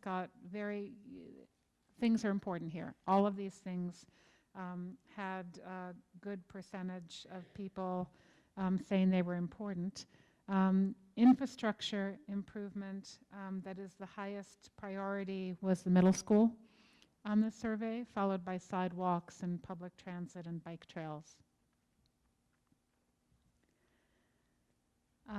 Respondents also think that fiscal responsibility needs to be addressed within this comprehensive long-range planning process, and that land use and conservation is a more pressing issue for those who have lived in Concord for the longest period of time. So looking at that, that's what the trend was on the townwide survey. 1/3 of seniors feel that affordable housing is the most pressing issue, whereas only a quarter of the other age cohorts in town feel that way. And on social diversity, 54% of women feel it's most pressing, or moderate to high pressing issue, as compared to 34% of men. We put out a survey, Envision Concord. This is a summary of survey responses. The results include partially completed surveys, so the percentages are based on the number of responses per question, not on the number of questions, all told. There were 458 responses to the survey. About 94% were residents, and we thought this was a pretty good response rate, actually, for this kind of survey. 94% are residents, 92% identified as homeowners, and 5% renters. 78 respondents were business owners, 68 have home-based businesses, and 40% of the respondents have children under 18 living at home. Yeah. And just interject, I want to congratulate the raffle winners, the 3 Concordians were selected as winners who participated in the survey, including Sally Seaver, Alice Rosen, and Cyrus Gibson. So congratulations for you guys, and one of you is here. Okay. So I want to leave time for our discussion. So the highlights from the survey, how important was each category to quality of life in the comprehensive plan. The top 3 were open space and natural resources, public schools, and mobility. Almost 79% think the town's cultural and historic resources are in good shape. 78% think the town's commercial centers need some or major improvement.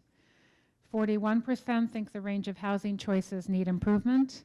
50% thinks that the mobility and transportation need improvement. 21% think open space and natural resources, 61% think open space and natural resources are in good shape. And then the top 3 responses of what motivated you to live in Concord, it was a tie between schools and overall community character.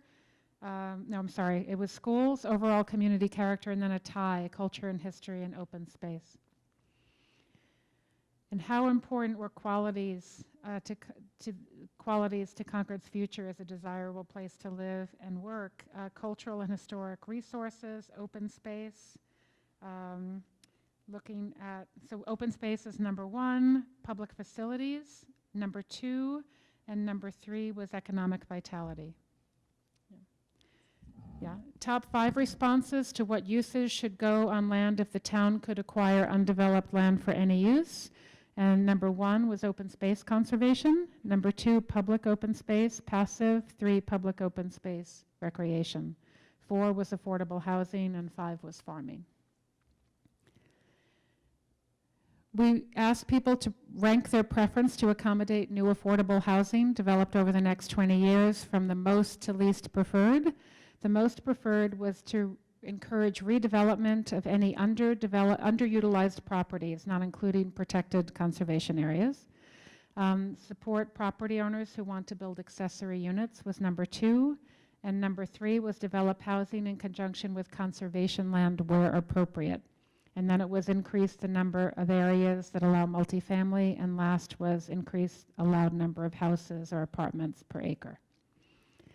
How important are each of the public facilities and infrastructure to quality of life in town? Number 1 were schools, 2 public safety, 3 library and community centers, 4 streets, 5 water and wastewater system, 6 recreation centers. Possible priorities for this comprehensive planning process ranked from 1 to 8, 1 being the highest. Keep our schools strong was number 1. Conserve open space, number 2. Preserve historic character and spaces in Concord was number 3. Followed by protect and growing businesses.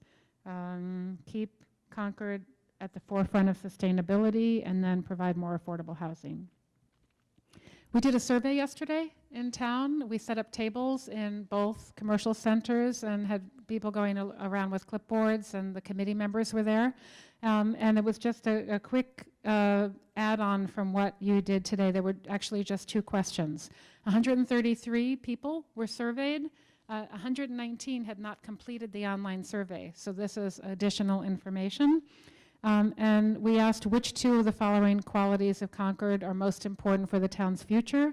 Cultural and historic resources and economic viability came in as the top 2, with open space and natural resources right there. I mean, it's 3. It's the top 3. And then we asked, how would you define town character? It wasn't on the Concord survey. We asked you here. Top answer was historical context, literary history, with town centers and local shops and natural areas, farming, rural landscape up there as well. So those are kind of some of the recurring themes here. So I'm going to actually skip some of this or go through very quickly. It's really important to us that you don't think we're just talking at you all day today, and there's so much information. So bear with me, because I really want to make sure, we all want to make sure that there's time to talk. We have over 200 followers on the project website. If you haven't, please go and register. It's been visited by over 2,200 unique kind of visits, people, with over 400 comments on the site. So it's been a way for people to really engage and find out information about the process. Envision Concord committee members have been compiling and sorting all of the comments, so kind of hats off to them for doing that. To date, we've held 8 focus group sessions and participated in the regularly scheduled committee meetings. We've met with the Historic Commission, artists and arts groups, business and property owners, co-working businesses, cultural and historic organizations, real estate professionals, social service, financial aid providers, and youth, really trying to get a voice that typically isn't heard in this process. So I've been working with a town youth coordinator and had some focus groups. Highlights, general feeling, everyone takes Concord's history for granted. We'd really like to kind of boost that up a bit. Landscape and farmland are a critical part of the town's history and culture. A question, can cultural and historic resources in the arts really, can that collaborate to expand their market as part of economic vitality, kind of bring that to light more?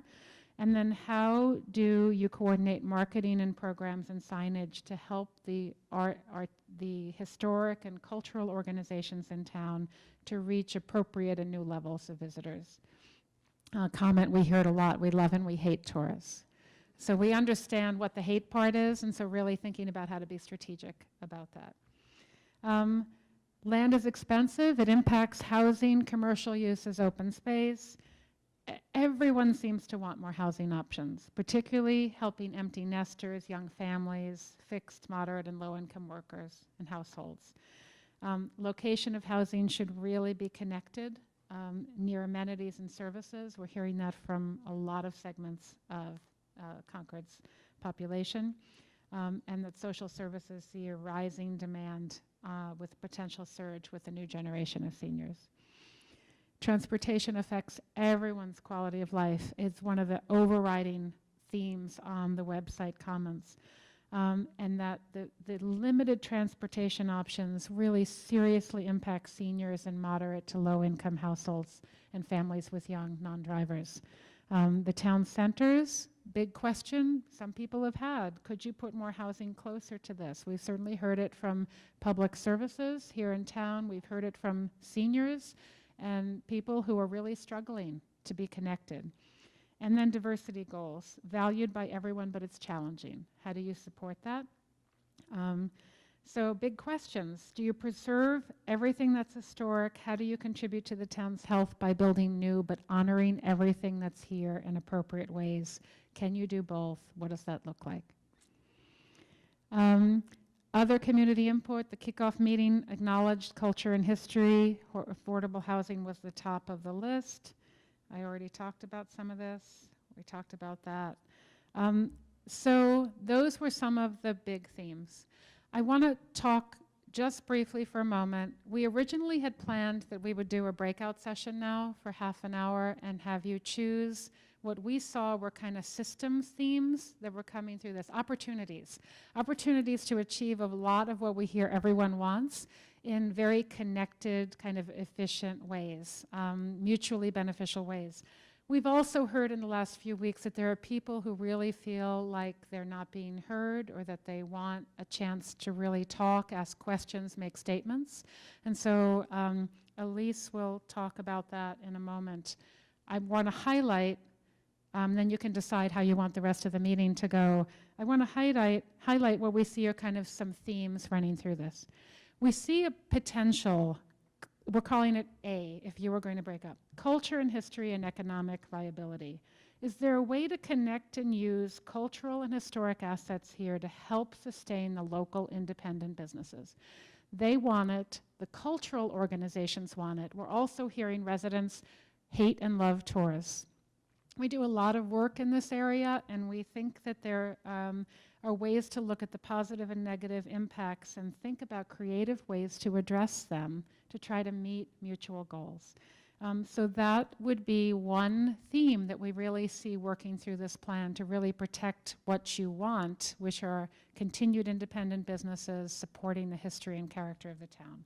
And then on all of these, how do we look at this from a sustainable point of view? What is that piece that overflows that? We also see a theme around housing. Everyone wants housing. Thinking about open space and natural resources is another high priority, and land use. There's a demand for more housing. What is the criteria for choosing priorities and projects? And how could other considerations, such as transportation and economic development, potentially have positive impacts for all of your goals? So really thinking through what the choices are and trying to come up with some creative solutions. There's the theme of transportation and infrastructure, housing and social services. Transportation affects every resident and worker in Concord, but would students, seniors, and adults use alternate shared transit or shuttles? Is that a possibility? Are there creative ways to address transportation needs that can be friendlier to the environment and perhaps serve the visitor economy as well, to keep cars out of the centers and buses out? And how do we think about all of this in a very sustainable, kind of ecological approach that really fits with the town's values? There's this whole issue of town character, culture and history and diversity. And then how do we keep that character but allow the town to flourish and change? Because it's going to change whether we plan for it or not, so how do you control change? And then environmental sustainability and goals. How can sustainability policies support and add value to the town in all of these priorities? So those are things that we're thinking about in terms of some of the strong themes that we're hearing from all of the feedback to date. And Elise?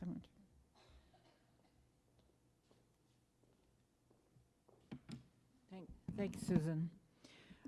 So you've heard our plan was to now break up into these 5 interest areas for conversations.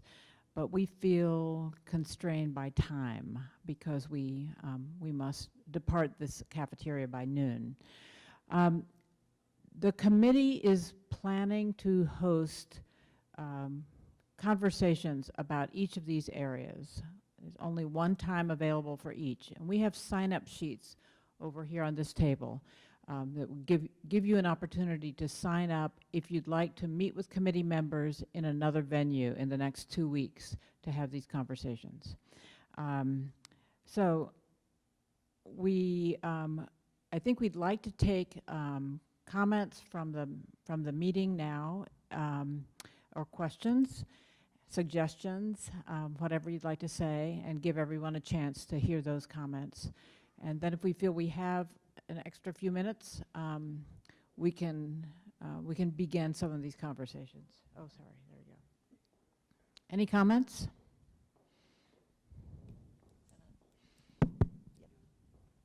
One. Thank you. Stefan Bader, River Street. I feel like I'm in town meeting. A couple of comments on definitions and understanding of terms. If we say support small businesses, what does that mean? Is John a small business because he employs 3 people? Is Dunkin' Donuts a small business because they employ 20, but they're only have 1 location in Concord? I think that helps not only with the small businesses, but other topics too. I mean, what is workforce housing? I know you and I talked about that yesterday, Elise, but not everybody understands what that term means. What is affordable housing? The chart that was put up there suggests that you're using an affordable housing, a HUD definition, meaning a subsidized definition, but in general. But affordable housing is also affordable when somebody making $100,000 a year can live in Concord. It may be over the HUD chart, but as a reality, that's part of the segment of the population that's having trouble staying in Concord.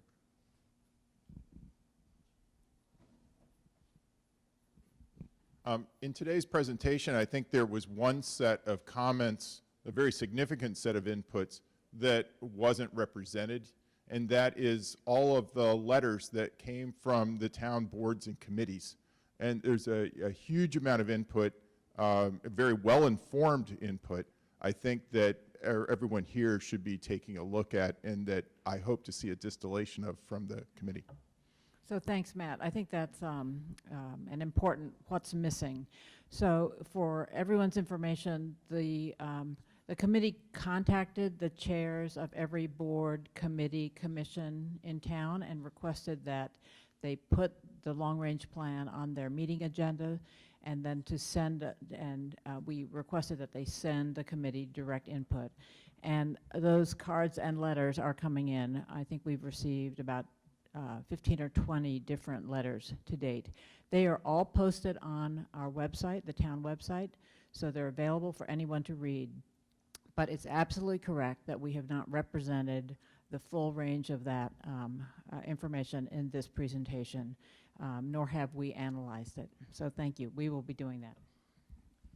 And just to add to that point, the themes from that source of information will be distilled. The consultants, I know, are already trying to identify themes from those public inputs from the committees, and that will be in an annex or appendix to a larger memo that's going to consolidate all of this in a form that we can post on the website in addition to the presentations, sort of a larger memo of all of the data gathering we've collected. And that will be, we're shooting for November 1st. We'll see when we can actually get it up so that you'll have a couple of weeks to review all of that before the public hearing on November 16th. So all of this will be distributed. Hi. Oh, you've got the mic. Okay. Garrett Whitney, Heathbridge Road. Anyway, there's a question and a suggestion, I think. Thank you. Is a question and a suggestion, possibly. The question is there a distinction in the planning world between development that's internal and development that's external? For example, taking a building that exists that, houses 2 people or 4 people and developing the space in it so it houses 8 or 10 people, being internal. External meaning building new stuff. And if there is no such distinction, I think it might be useful. I think people use the terms greenfield development versus infill development, Yeah, but they often build new stuff, very expensive new stuff, which is green, and rather than using the existing stock to answer some of these needs. Right? So I don't know that there is, maybe Marcia has a distinction about that. No? Okay, so. No. So Garrett, thank you. Important nuance there. And I'm not sure that in the planning world there is a precise development of one or the other, but we understand what you're saying.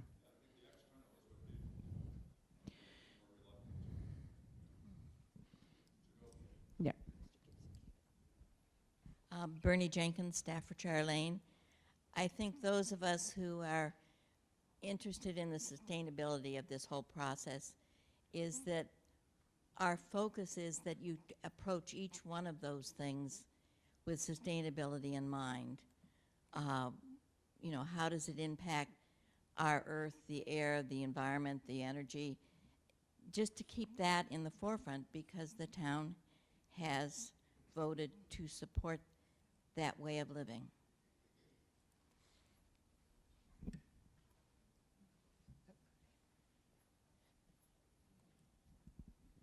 Thank you, and thank you for all the effort that's gone into this and the presentation today. I'm Cyrus Gibson, and as I listened today, I was reminded of my years of attempting to teach graduate school MBA students something about long-range planning, among other topics, and the significant lack of success in doing so for those who were interested in getting their job for the summer or permanently as soon as possible, and long range didn't quite fit. I'm going to try again here, if I may, having retired from that effort.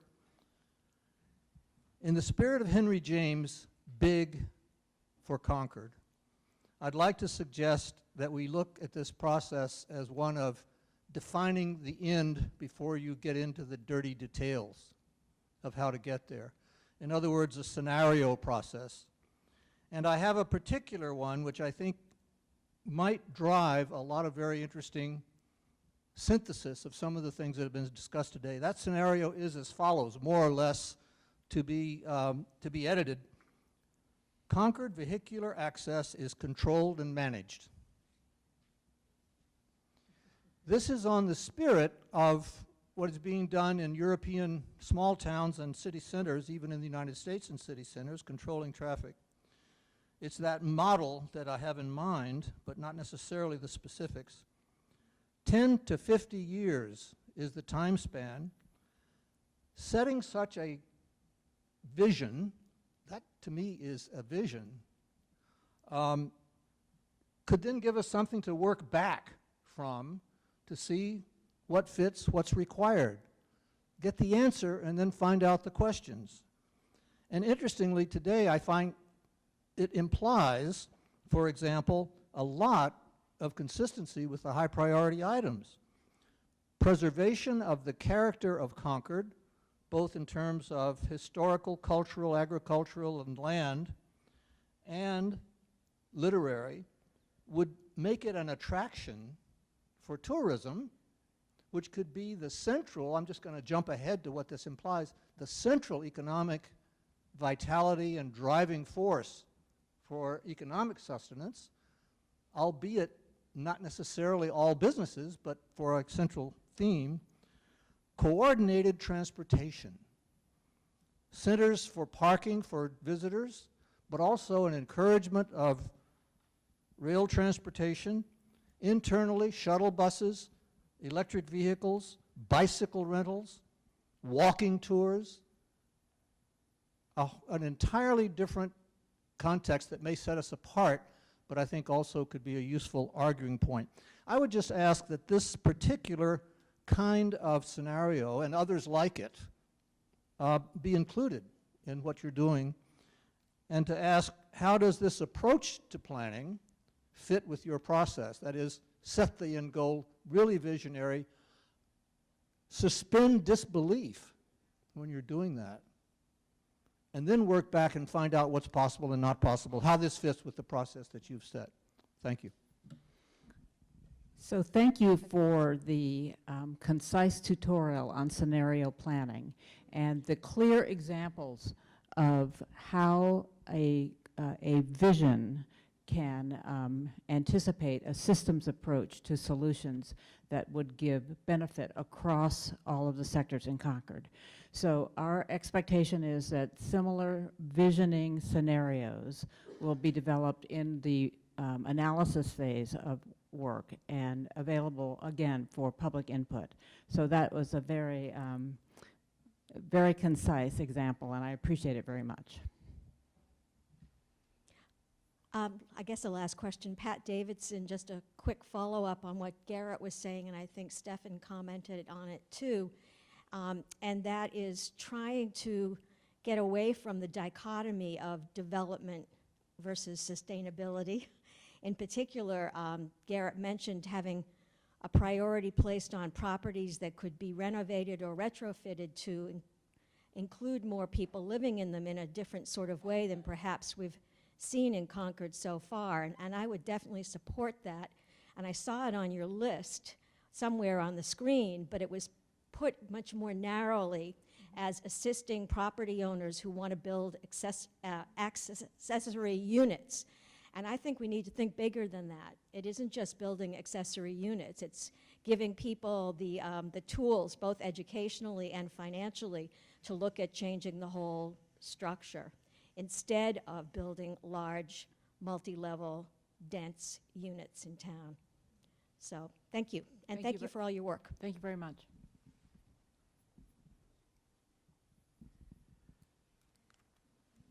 Brian Rossborough, Elm Street. You called earlier for examples of populations that are underrepresented, and looking around the room, I think we're underrepresented by diversity and youth.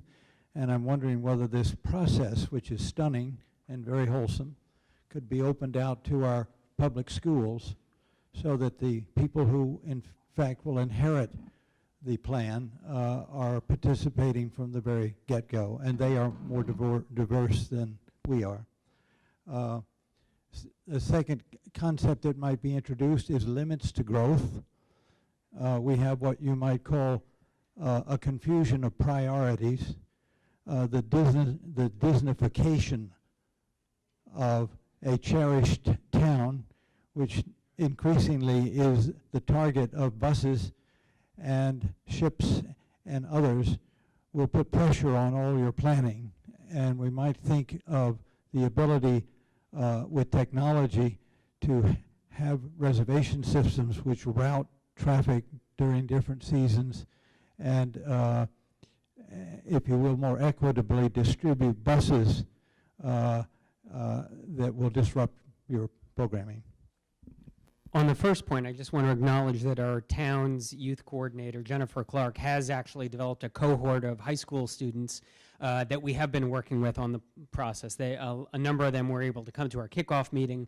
I think today is a busy day for a number of the folks that were involved, but we are separately working with them through Jennifer Clark. So we are trying to reach out to youth, and we have been getting some really interesting feedback from them, but I see that they're not super well represented today. So I acknowledge that point, and we are going to continue to follow up with that group. And on the second point, yeah, the transportation issues are clearly one that we're going to be looking at. Any ideas for specific projects or things you'd like to see represented in the plan? Otherwise, it is 11:55, and I want to give people a chance to sign up at these tables. These conversations, I think, are going to be really important ones to have in thinking with this systems approach. And hopefully all of you can come and sign up for one of the groups. We've set out some times when members of the committee will be meeting with folks to talk about each of these. And if there's one that, you know, really is near and dear to your heart, please come up to the tables. Joanne Gibson, Walden Street. Excuse me.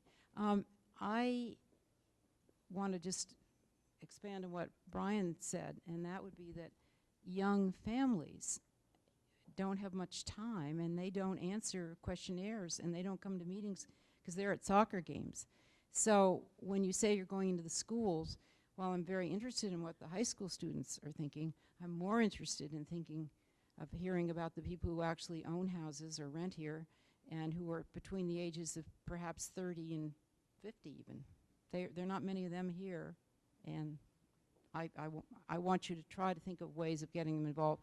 Perhaps make it part of the curriculum of, you know, or part of their duties as parents in the schools. That's their homework. I don't know. Thank you. Thank you. Important point. Yes.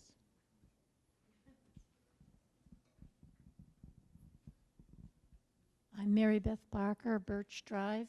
To expand on your point about hearing from more people, I think that the over age 65 sect, which is a growing population in Concord, often also doesn't have an opportunity to participate in town meetings and such. And a lot of it is because it's difficult. A lot of people in aging, and all of us are going to be there, experience loss in hearing and loss in vision. And town meetings are very difficult for people who experience those losses. And in terms of, there are infrastructure changes that could be made that a lot of our surrounding towns have with closed captioning that just translates into text, either on a device or on a TV monitor. There are large print devices. I think it would just allow that aging population to be more involved in defining what their needs are if they were more involved in the decision-making process and town meetings, et cetera. Thank you very much. Any other comments? Well, we greatly appreciate your time this morning and all of the excellent suggestions. Thank you so much. Stay tuned. There's more to come on this. And we look forward to seeing many of you in some of these neighborhood conversations in the next couple of weeks. The times and dates are on the sign-up sheets on this table. Thanks, and have a great afternoon.